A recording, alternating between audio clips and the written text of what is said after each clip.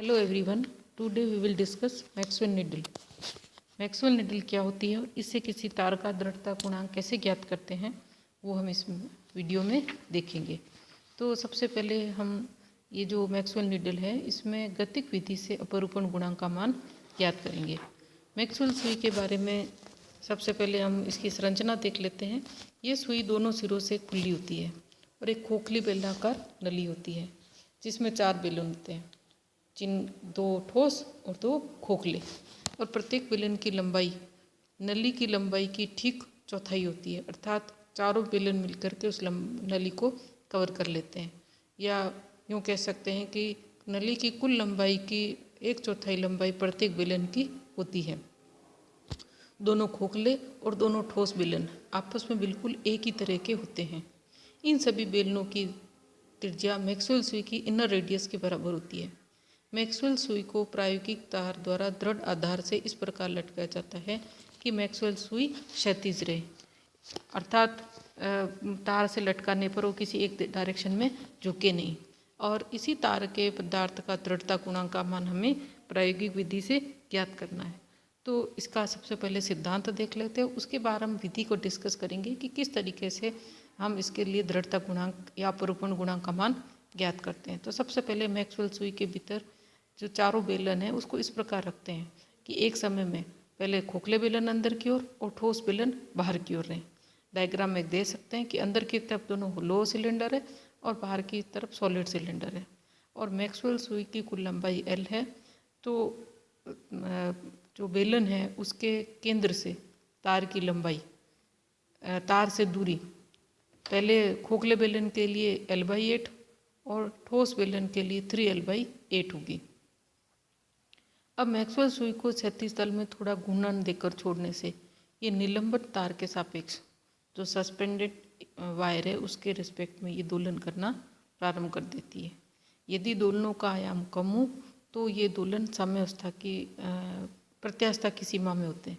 और इस स्थिति में दोलनों का आवर्तकाल T1 ज्ञात करें तो T1 = 2π√I1/C, जहाँ I1 क्या है, पूरे तार का पूर्ण समायोजन का जो तार की अक्ष के सापेक्ष जड़त्व आघूर्ण है, और C एकांक ऐंठन के लिए तार का ऐंठन बल युग्म है। ये जो एकांक ऐंठन के लिए तार का ऐंठन बल युग्म है ये अपन प्रीवियस वीडियो लेक्चर में इसको एक्सप्लेन कर चुके हैं कि तार के लिए C कैसे ज्ञात करते हैं। अब ठोस और खोखले बेलनों की स्थितियाँ आपस में बदल जाती है, यानी अब ठोस बेलन अंदर की ओर और खोखले बेलन बाहर की ओर कर दिए जाते हैं। और यदि तार की अक्ष के सापेक्ष इस नए जो अरेंजमेंट है उसका जड़त्वाघूर्ण I2 लें तो आवर्तकाल T2 = 2π√I2/C, ये इस नीचे डायग्राम में देख सकते हैं। अब स्थितियाँ बदल गई बेलनों की। अब इन दोनों इक्वेशनों का वर्ग करके घटाने पर T1² - T2² = 4π² I1 - I2/C, और इससे हम C की वैल्यू ज्ञात करें तो C = 4π² I1 - I2/T1² - T2²। अतः I1 - I2 का मान ज्ञात करना है अब हमें, और ये ज्ञात करके हम C के रिस्पेक्ट में इसको कैलकुलेट करेंगे। तो सबसे पहले जो है I0 ज्ञात करते हैं। I0 क्या है कि ये जो मैक्सवेल जो सुई है उसका स्वयं की अक्ष के सापेक्ष स्वयं की अक्ष के लंबवत और केंद्र से गुजरने वाली अक्ष के सापेक्ष जड़त्वाघूर्ण है, किसका, मैक्सवेल सुई का। और अब हम ज्ञात करते हैं IH और IS। IH है होलो सिलेंडर के लिए जड़त्वाघूर्ण और IS है सॉलिड सिलेंडर के लिए जड़त्वाघूर्ण। तो IH है खोखले बेलन का स्वयं के अक्ष के लंबवत केंद्र से गुजरने वाली अक्ष के सापेक्ष जड़त्वाघूर्ण, और IS है ठोस बेलन का स्वयं के अक्ष के लंबवत केंद्र से गुजरने वाली अक्ष के सापेक्ष जड़त्व आघूर्ण। तो M1 जो है प्रत्येक ठोस बेलन का द्रव्यमान ले लेते हैं मान लिया, और M2 जो है वो सॉलिड बेलन का द्रव्यमान है, और L जो है मैक्सवेल सुई की लंबाई है। और हर बेलन की लंबाई कितनी है, L/4, अगर मैक्सवेल सुई की कुल लंबाई L है तो। तब समांतर अक्षों की प्रमेय का उपयोग करके I1 I2 ज्ञात करते हैं। तो पहला लेते हैं I1। I1 वो स्थिति है जिसमें जो है अपने सॉलिड सिलेंडर जो है वो बाहर की तरफ है और होलो सिलेंडर अंदर की तरफ है। तो समांतर अक्षों की प्रमेय से I1 = I0 + 2 IH plus m2l/8 का whole square plus 2is plus m3l/8 का होल स्क्वायर। अब हम इस समीकरण को एक्सप्लेन करते हैं कि कैसे प्राप्त हुई है। तो क्योंकि समांतर अक्षों के प्रमेय के अनुसार किसी अक्ष के समांतर अक्ष के सापेक्ष जड़त्वागुण, केंद्र से गुजरने वाले अक्ष के समांतर जड़त्वागुण और उस के बीच की दूरी के द्रव्यमान से वर्ग के योग के बराबर होता है।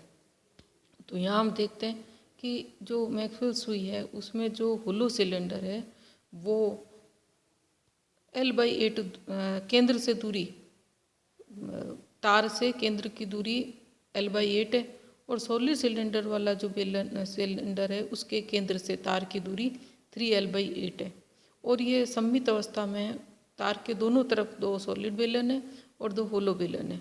तो इस तरीके से ये आएगा 2 का टर्म आ जाएगी इसमें और IH प्लस m2l/8 का होल स्क्वायर होगा होलो के लिए और सॉलिड के लिए IS प्लस m3l/8 का होल स्क्वायर और 2 बार मल्टीप्लाई होगा क्योंकि दोनों तरफ 2 सॉलिड बेलन है, दोनों तरफ 2 होलो बेलन है।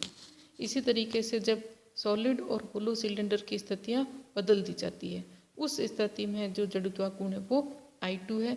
तो इसको इस तरीके से लिख लेंगे। अब इन वैल्यू I1 और I2 की वैल्यू रखेंगे तो I1 माइनस I2 करेंगे तो l²/4 और m1 माइनस m2 और इसको C के कंपैरिजन में रख देंगे। तो C जो है वो आ जाएगा π² m1 minus m2 l² upon T1² minus T2²। लेकिन हम जानते हैं कि तार की जो ऐंठन दृढ़ता है C = पाई ईटा r⁴ अपॉन 2l।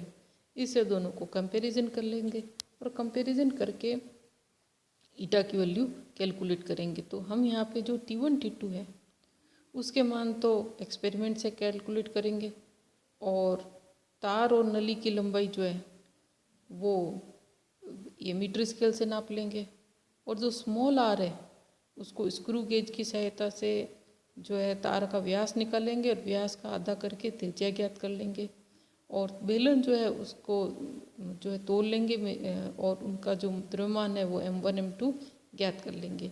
इन सब वैल्यूज़ को इस फॉर्मूले में रख करके ईटा के मान को कैलकुलेट कर लेंगे और मरोड़ी जो पेंडुलम है उस लोलक है उसकी तुलना में इसमें कुछ अच्छी बातें हैं, कुछ इसके लाभ हैं, बेनिफिट्स हैं। पहला कि तार के सिरे पर लटकाया गया भार प्रत्येक स्थिति में स्थिर रहता है, केवल इसका डिस्ट्रीब्यूशन बदल जाता है। अतः C का मान स्थिर रहता है क्योंकि यहाँ त्रिज्या नहीं बदलती है। दूसरा I1 माइनस I2 के स्थान पर केवल m1 माइनस m2 का मान रखना पड़ता है। अतः जड़त्वागुण के ज्यामितीय और वास्तविक मानों में अंतर के कारण त्रुटि का निराकरण हो जाता है। इस प्रकार मैक्सवेल सुई की सहायता से तार का अपरूपण गुणांक ज्ञात कर सकते हैं।